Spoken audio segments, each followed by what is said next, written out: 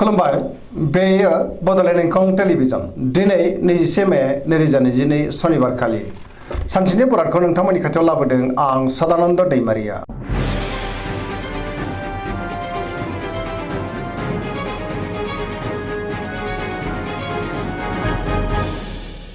सिगां फरायनो लादों मेष राशि गिबि हांखो अ ल। दिनैनि साना मोजां आरो गाज्रिनि गेजेरजों बाबेनलांगोन। नेगेटिभ एनार्जिनि गोहोमबो गोग्लैनो हागौ। मोजां आरो गाज्रिखौ सायख'नो रोङाबो जानो हागौ। गोसोआव नेगेटिभ साननाय फैगोन। गोजोननि आंखाल जानोबो हागौ।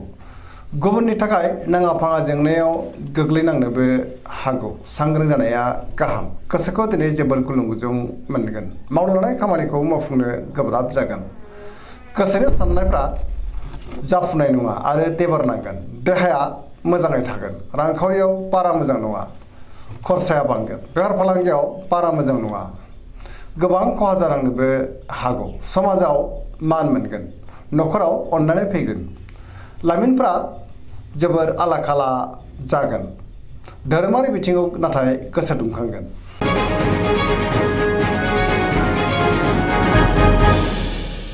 वृष राशि गिबि हांखो इ उ ब। दिनैनि साना बारा मोजां नङा। गोजोननि आंखाल जानो हागौ। गुबुननि हेफाजाब मोननो गोब्राब जागोन। गोसोखौ दिनै जोबोर उसुखुथु आरो गिलुं गिलुं मोनगोन। गोसोनि बोलोआ लोरबां जागोन। मावनो लानाय खामानिखौ मावफुंनो हागोन। रांखावरियाव मोजां। मोननो गोनांखौ मोननो हागोन। बेफार फालांगियाव मोजां होनजायो। बहाबा थाङोब्ला मोजां। न'खराव बिसि फिसायनि गेजेराव एना एनि फैनो हागौ। गोसोनि साननायफ्रा गोरोबलायाबो जानो हागौ।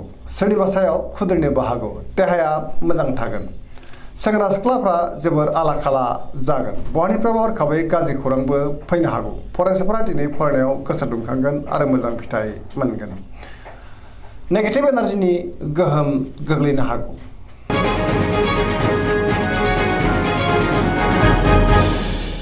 मिथुन राशि गिबि हांखो क स।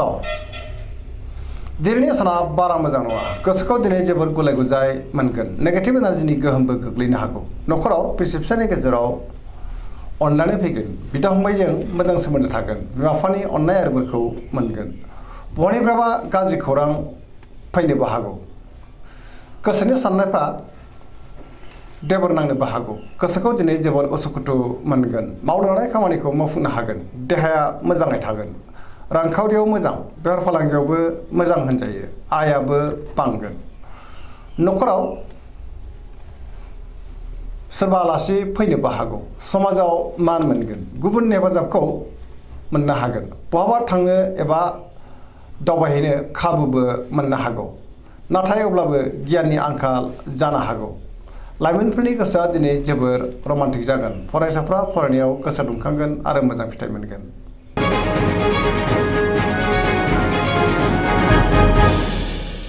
कर्कट राशि गिबि हांखो ड ढ ह।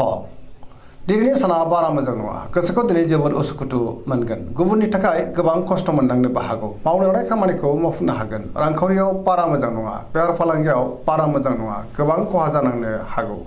मोननो गोनांखौ दिनै मोनाबो जानो हागौ। देहाया मोजां थागोन। अब्लाबो नाथाय जानाय लोंनायाव सांग्रां जानांगोन। गुबुननि हेफाजाबखौ मोननो हागोन। न'खराव बिसि फिसायनि गेजेराव अननानै फैगोन। बिमा बिफानि बोरखौ मोननो हागोन। गोसोनि साननायफ्रा नाथाय देबर नांनो हागौ। समाजाव बयजोंबो गोरोबनानै थानो रोंनाय नङा। माबा नङा माबा मोनसे गोरोन्थिबो मावफ्लांनो हागौ। फरायसाफ्रा फरायनायाव गोसो दुंगोन आरो मोजां फिथाइ मोननो हागोन।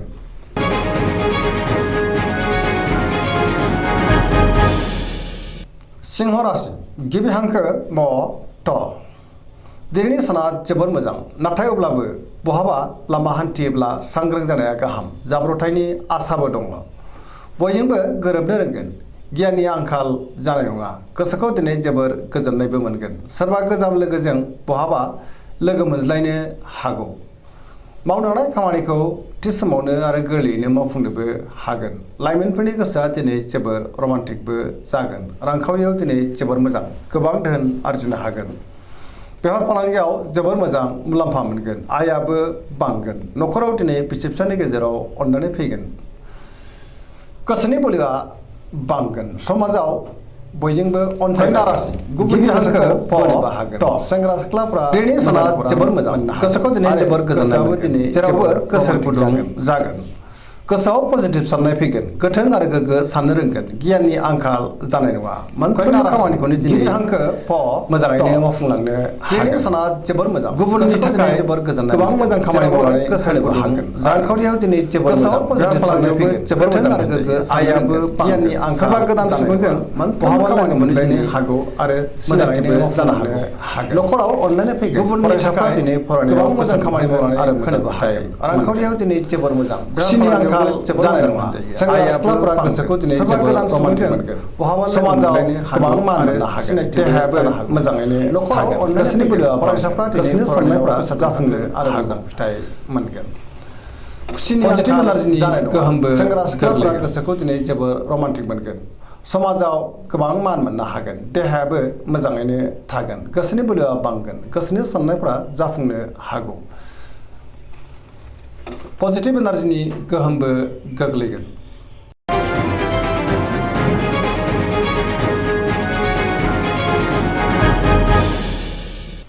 तुला राशि गिबि हांखो र ट दिनैनि साना बारा मोजां नङा गोसोखौ दिनै जोबोर गुलाय गुजाय मोनगोन सोरजोंबा रायखोमा जानोबो हागौ गोबां खामानि मावनो गोसो जागोन नाथाय अब्लाबो गोसोनि बोलोआ लोरबां जागोन माबा नङा माबा मोनसे गोरोन्थिबो जानो हागौ गोसोनि साननायफ्रा देबार नांगोन मावनो लानाय खामानिखौ खुनुरुखुम मावफुंनो हागोन देहाया बारा मोजां थायाबो जानो हागौ जानाय लोंनायाव सांग्रां जानाया गाहाम रांखावरियाव मोजां मोननो गोनांखौ दिनै मोननो हागोन न'खराव बिसि फिसायनि गेजेराव अनलायनाय फैगोन समाजाव मान मोननो हागोन बेफार फालांगियावबो मोजां होनजायो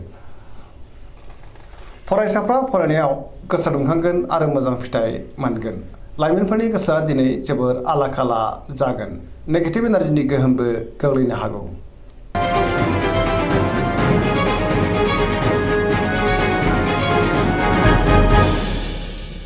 वृश्चिक राशि गिबि हांखो न स दिनैनि साना बारा मोजां नङा समाजाव बयजोंबो मोजां सोमोन्दो लाखिनो रोंनाय नङा गोसोनि बोलोआ लोरबां जागोन लोगोफोरनि हेफाजाब मोननो गोब्राब जागोन सोरबा लोगोजों रायखोमा जानोबो हागौ गोसोआव गोग्गो आरो गोथों साननो रोंनाय नङा मावनो लानाय खामानिखौ थि समावनो मावफुंनो गोब्राब जागोन माबा नङा माबा मोनसे हेंथा फैनो हागौ समाजाव मान मोनगोन न'खराव अनलायनाय फैगोन रांखावरियाव बारा मोजां नङा खरसाया बांगोन बेफार फालांगियाव बारा मोजां नङा गोबां खहा जानो हागौ देहाया मोजाङै थागोन अब्लाबो नाथाय जानाय लोंनायाव सांग्रां जानाया गाहाम फरायसाफ्रा फरायनायाव गोसो दुंखांगोन आरो मोजां फिथाइ मोनगोन लाइमोनफ्रा जोबोर रमान्टिक जागोन आरो गावबा गावनि गोसोनि साननायखौ फोरमायलायनो हागोन अब्लाबो नाथाय नेगेटिभ एनार्जिनि गोहोमबो गोग्लैनो हागौ सांग्रां जानाया गाहाम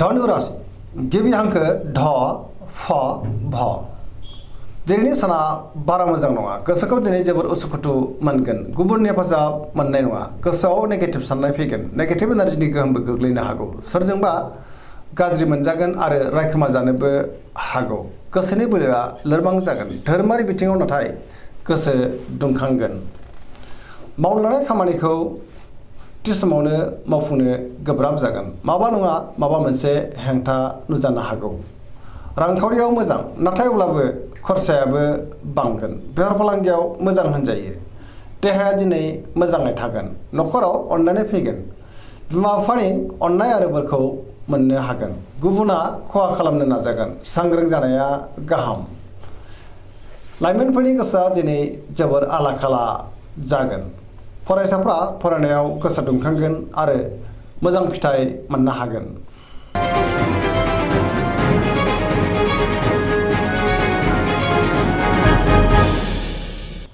मकर राशि गिबि हांखो ख ज दिनैनि साना मोजां आरो गाज्रिनि गेजेरजों बाबेरलांगोन सोरजोंबा एना एनि फैनोबो हागौ न'खराव नांलाय खमलायबो जानो हागौ बहानिफ्रायबा गाज्रि खौरांबो फैनो हागौ गोसोखौ दिनै जोबोर उसुखुथु मोनगोन गोग्गो गियाननि आंखाल जानो हागौ देहाया दिनै बारा मोजां थानाय नङा जानाय लोंनायाव सांग्रां जानांगोन गोसोनि साननायफ्रा देबोर नांगोन रांखावरियाव जोबोर मोजां मोननो गोनांखौ मोननो हागोन बेफार फालांगियावबो जोबोर मोजां होनजायो नाथाय अब्लाबो गुबुना खहा खालामनो नाजागोन मावनो लानाय खामानिखौ मावफुंनो हागोन अब्लाबो नाथाय नेगेटिभ एनार्जिनि गोहोमबो गोग्लैनो हागौ लाइमोनफोरनि गोसोआ दिनै जोबोर आला खाला जागोन गोसोनि साननायखौ गुबुननो फोरमायनो गोब्राब जागोन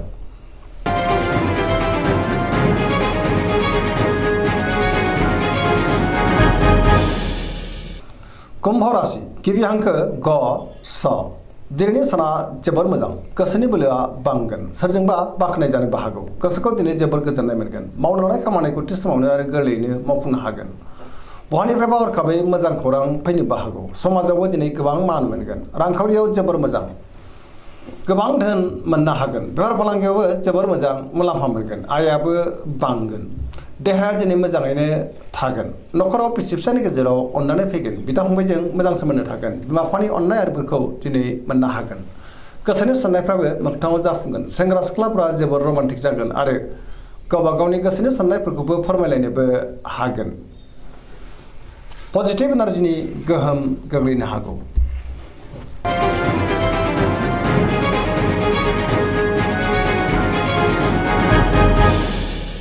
मीन राशि गिबि हांखो ड स दिनैनि साना जोबोर मोजां गोसोआव गोदान बोलो आरो मिजिं फैनो हागौ गोबां मोजां खाबु फैफिननोबो हागौ माबा मोनसे मोजां खौरां फैनो हागौ गोसोखौ दिनै जोबोर गोजोननाय मोनगोन गोसोनि बोलोआबो बांगोन देहायाबो दिनै मोजाङैनो थागोन रांखावरियाव मोजां मोननो गोनांफोरखौ मोननो हागोन बेफार फालांगियाव जोबोर मोजां मुलाम्फा मोनगोन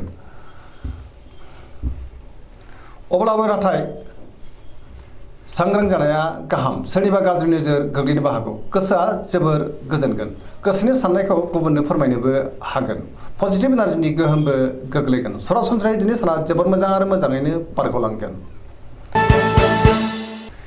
दिनैनि राशि फरायनाया एसेनोसै जोबनायाव बेखौनो खावलायो जाहाथे नोंथांमोना सानफ्रामबो जोंनि बे बड'लेण्ड इंखं टेलिभिजनखौ नायबाय थायो आरो साबस्क्राइब खालामो लोगोसे लाइक खालामो आरो शेयार खालामो एसेनोसै गोजोन्थों